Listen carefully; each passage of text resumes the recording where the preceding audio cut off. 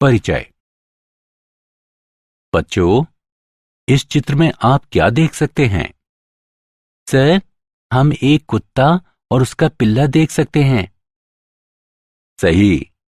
इस चित्र में बने बीज क्या समरूप आम का पौधा उत्पन्न कर सकते हैं? नहीं, आम का पौधा आम के बीज से ही उत्पन्न हो सकता है। तुम सही कह रहे हो। तुम्हारे पिताजी के समान कौन दिखता है, तुम या तुम्हारा चचेरा भाई? मैं अपने पिताजी के एकदम समान दिखूंगा। नहीं, समान संतति उत्पन्न करने की यह घटना विभिन्न जीनों की वंशागति पर निर्भर करती है।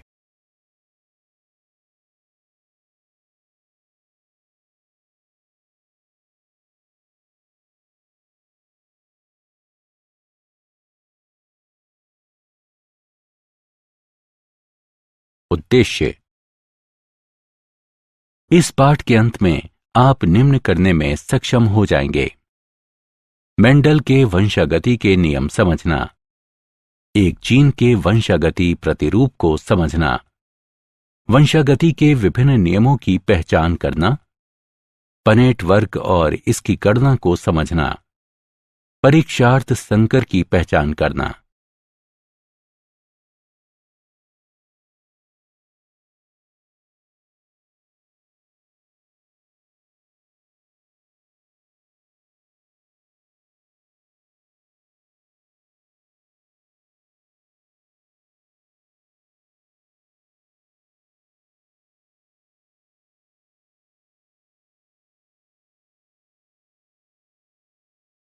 मेंडलवाद। मेंडल को आनुवंशिकता का जनक कहा जाता है। उन्होंने पाइसम सेटाइवम यानी मटर की 7 किस्मों पर प्रयोग किया। प्रारंभ में कुछ कारणों की वजह से उनके परिणाम स्वीकार नहीं किए गए, लेकिन वर्ष 1900 में Hugo de Vries, curl Correns और इरिक वॉन शेरमॉक द्वारा उनके परिणामों की पुनः खोज की गई।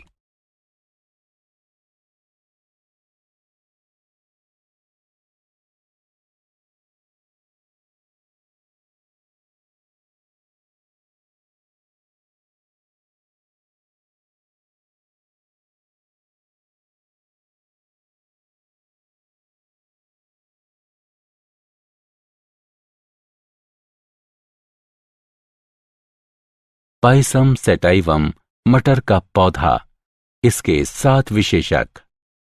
मेंडल द्वारा अपने प्रयोग के लिए पाइसम सेटाइवम के चुने गए 7 जोड़े विपरीत लक्षण के थे।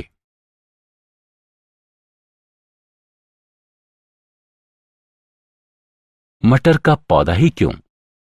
मेंडल ने अपने प्रयोग के लिए मटर के पौधे का चयन निम्नलिखित कारणों से किया। विशेषकों के लिए मटर के पौधे की अनेक किस्में वैकल्पिक रूपों के साथ उपलब्ध थीं। मटर के पौधों में स्वपरागण होता है, इसलिए शुद्ध नस्ल आसानी से प्राप्त की जा सकती थी। मटर का पौधा आसानी से वृद्धि कर सकता है। मटर के पौधे में छोटी जीवन अवधि होती है। इसके पुष्प द्विलिंगी होते हैं। मेंडल के प्रयोग के चरण। मेंडल का प्रयोग 3 चरणों में संपन्न किया गया। वास्तविक प्रजनन। मेंडल द्वारा नोट किए गए 7 लक्षण जनकों से संतति में पहुंचते हैं कि नहीं, ये जानने के लिए उन्होंने 7 प्रकार के पौधों से स्वपरागण द्वारा उत्पन्न बीज लिए। मेंडल ने इन सभी को शुद्ध लक्षण नाम दिया। शुद्ध पौधों का संकरण। पौधों की 2 अलग अलग किस्मों पर परागण से संकर पौधे उत्पन्न करती है, जो F1 पीढ़ी बनाते हैं। संकरों में स्वपरागण। F2 पीढ़ी उत्पन्न करने के लिए प्रत्येक F1 संतति का स्वपरागण कराया गया। एक जीन की वंशागति। मटर के पौधों की लंबी और बौनी किस्मों के बीच एकल संकर क्रॉस निम्नानुसार है। एकल संकर क्रॉस के परिणाम। जीन। मेंडल ने देखा कि कुछ स्थायी कारक अपरिवर्तित रूप में जनक से संतति तक अग्रसित होते थे। ये कारक जीन कहलाते हैं। अलील, जीन जो विपर्यास विशेषकों के युग्म के लिए संकेत होते हैं, अलील कहलाते हैं। समयुग्मजी जीव, अलील के समान युग्म वाले जीव। विषम युग्मजी जीव, अलील के अलग अलग युग्मों वाले जीव। एकल संकर क्रॉस, प्रभावी जीन, अलील जो अभिव्यक्त होते हैं।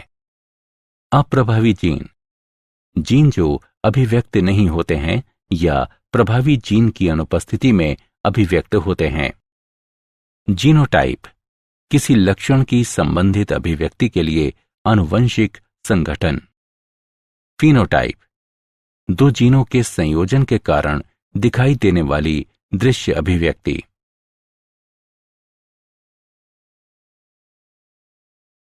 विसंयोजन के लक्षण, जब युग्मक अर्धसूत्रण द्वारा उत्पन्न होते हैं तो जनिकीय युग्म के अलील विसंयोजित हो जाते हैं और केवल एक अलील युग्मक तक संचारित होता है। अलील का यह विसंयोजन एक यादृच्छिक प्रक्रिया है और इसलिए युग्मक में कोई एक अलील होने की संभावना 50% होती है।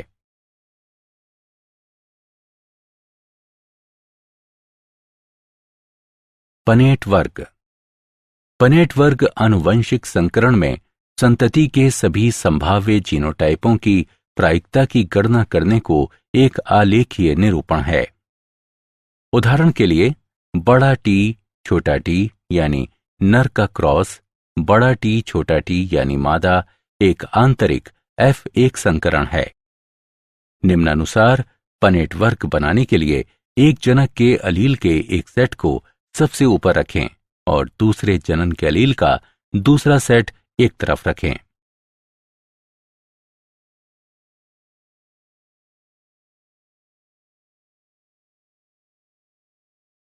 पनेट वर्ग की गणना करना।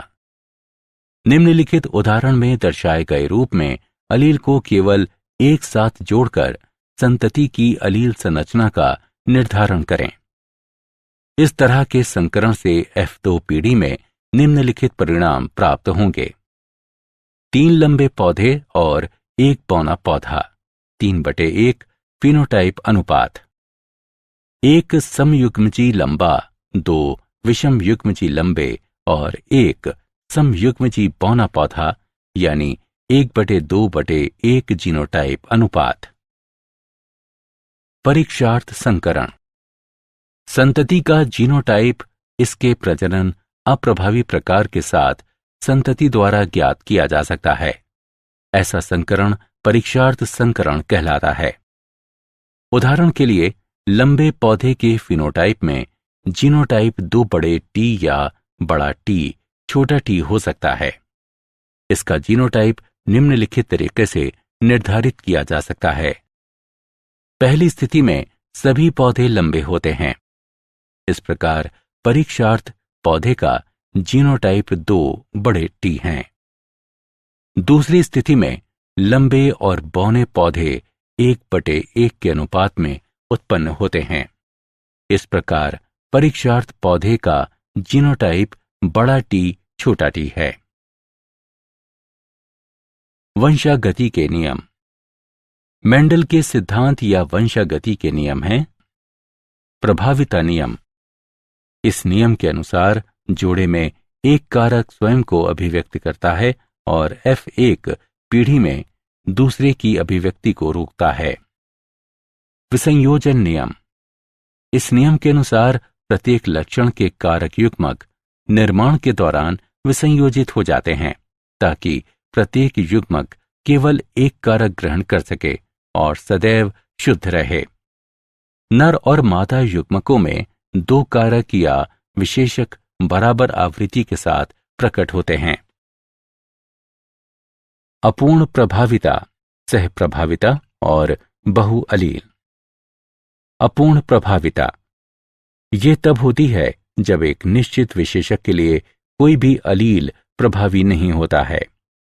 इस प्रकार विषम युग्मजीव व्यष्टियों में एक मध्यवर्ती अभिव्यक्ति पाई जाती है। सह प्रभाविता ये तब होती है जब एक विशेषक के लिए दोनों अलील प्रभावी होते हैं और विषम युग्मजीव व्यष्टि में दोनों अभिव्यक्ति किए जाते हैं। ऐसी घटना बहुअलील के साथ देखी जा सकती है। बहुअलील ये एक विशेषक के लिए 3 अलील की उपस्थिति को संदर्भित करता है। उदाहरण, मानव रक्त में 3 अलील ए, बी, ओ होते हैं। द्विसंकर क्रॉस। एक ही समय पर अलग अलग विस्थलों पर 2 जीनों को ध्यान में रखते हुए 2 जीवों के बीच संकरण द्विसंकर क्रॉस कहलाता है, जैसा कि आरेख में दर्शाया गया है।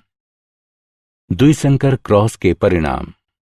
द्विसंकर क्रॉस F2 पीढ़ी में 4 प्रकार के पौधे 9/3/3/1 के फिनोटाइप अनुपात में उत्पन्न करते हैं। 2 नए संयोजन उत्पन्न किए जाते हैं, गोल हरा और झुर्रीदार पीला। एक लक्षण की वंशागति दूसरे लक्षण की वंशागति से स्वतंत्र थी। स्वतंत्र अपव्यूहन का नियम।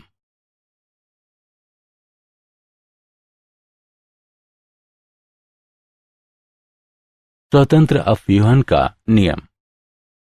स्वतंत्र अपव्यूहन का नियम समजात गुणसूत्र के विभिन्न जोड़ों में स्थित कारकों या अलील के विभिन्न लक्षण युग्मक निर्माण के दौरान अपने विसंयोजन में एक दूसरे से स्वतंत्र होते हैं और निषेचन द्वारा संतति में एक साथ आ जाते हैं। क्या आप जानते हैं, पादप जीनों का अध्ययन करने के लिए मेंडल के नियमों का अनुप्रयोग द्वितीय पीढ़ी के जैव ईंधनों के लिए महत्वपूर्ण संपृक्त ऊर्जा फसलों को उत्पन्न करने के लिए लागू किए जाते हैं, जैसा कि सोयाबीन उत्पादों की किस्में। सारांश। आइए हमने जो कुछ सीखा है उसे संक्षेप में दोहराएं। मेंडल ने सबसे पहले इस घटना का क्रमबद्ध अध्ययन किया। मेंडल ने बताया कि लक्षणों के नियामक कारक, जिन्हें बाद में जीन कहा गया, जोड़े में पाए जाते हैं, जो अलील कहलाते हैं। उन्होंने देखा कि संतति में लक्षणों की अभिव्यक्ति भिन्न प्रथम पीढ़ी यानी F1, द्वितीय पीढ़ी F2 और अगली पीढ़ियों में एक निश्चित प्रकार से होती है। अप्रभावी लक्षणों की अभिव्यक्ति केवल समयुग्मजी अवस्था में होती है। द्विसंकर क्रॉस में अभिव्यक्त फिनोटाइप अनुपात 9/3/3/1 है। वंशागति के 3 नियम प्रस्तुत करते हैं: प्रभावी विसंयोजन का नियम और स्वतंत्र अपव्यूहन का नियम। मानव रक्त समूह में एक विशेषक A-B-O के लिए 3 अलील होते हैं। अपूर्ण प्रभाविता तब होती है जब एक निश्चित विशेषक के लिए कोई भी अलील प्रभावी नहीं होता है।